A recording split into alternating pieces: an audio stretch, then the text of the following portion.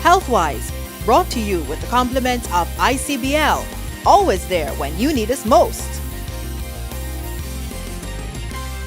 Hello, good evening. Thanks for joining us tonight on Healthwise as we continue our look at drug use and abuse. Now, last week we found out that the drug of choice among young people in Barbados is marijuana, but that some people also use a plant called Fanta or a dangerous mixture of marijuana and cocaine called Blackie. Now, Councillor Roger Husbands told us as well this is a major concern. Now the issue with that high is that you having the cocaine effect in there, so which means you're going to get addicted to it very quickly. And guys will soon later don't want to use the marijuana or the grass in it. So what they would do is that they will go now and start smoking crack. And that's where now persons get addicted to crack cocaine. It's a gateway drug to crack cocaine.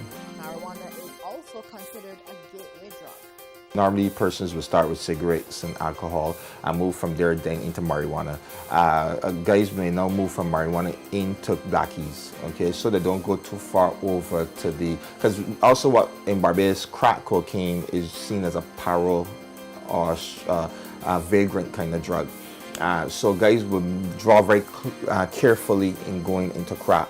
But with addiction, it tricks you. Right? It deals with your tolerance level, and I find that although you say to yourself, I'm not going to smoke crack cocaine, it will never hit that drug, you find that your mind starts to play with you and you seem to want something stronger and stronger, and soon later you start smoking crack cocaine. I said, well, I can just take a little bit of it. I ain't go too far over because I don't want to be like those fellas on the street. And what will happen now is that you start taking a little bit of it, and soon later now you're going full-fledged into crack cocaine. And for the time you smoke your first crack stone, you are addicted immediately. The reason that is because the first high is the most pleasurable high. And what happens there then is that guys would tend to go back to want to get another high like that, want to feel that high again, so they will buy crack stones over and over and over. But guess what? They never attain that first high that they had ever. So what are some of the effects of using these and other drugs? A sense of hopelessness for sure. Some guys would tend to want to smoke because they're having problems around, and because the problems are not being solved, they just going to smoke drugs because there's no other hope to do. That keeps them excited, that keeps them happy. Sticking around persons who also smoke helps them to do that. So if everybody's smoking, I'll smoke and enjoy myself. Other things will be low in ambition. They don't have any ambition to do anything at all. Family conflicts is one of those things as well too. So aggression in the house, fighting with mommy, crawling with mommy, daddy, stealing things from the house, beating up siblings, those kind of things like that would also be a part of some of the issues of that. Obviously, crime.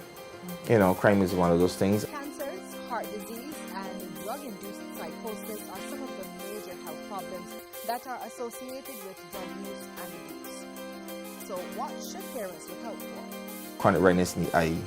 All chronic redness in the eye is not from smoking, but if I see my son with his eyes red, I want to find out why. Teeth brown, teeth color changes, so you move from white teeth to yellow to brown to black, even going to navy black of the teeth where tar sticked onto the teeth, and those kind of things you need to check for. Lips getting dark, fingertips burnt and peeling, the fingernails get darkened.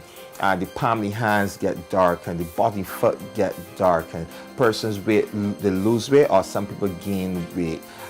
So there are many things that parents can look for. Whatever it is, attitude change. While parents should have been building the foundation of communication and trust from birth, the transition period from primary to secondary school is key. So Roger suggests that parents talk to children about drugs, listen to them when they have to talk, spend time with them, find mentors, and if necessary, take them to a counselor. And that's tonight's program. Thanks for joining us. Good night. Healthwise, brought to you with the compliments of ICBL, always there when you need us most.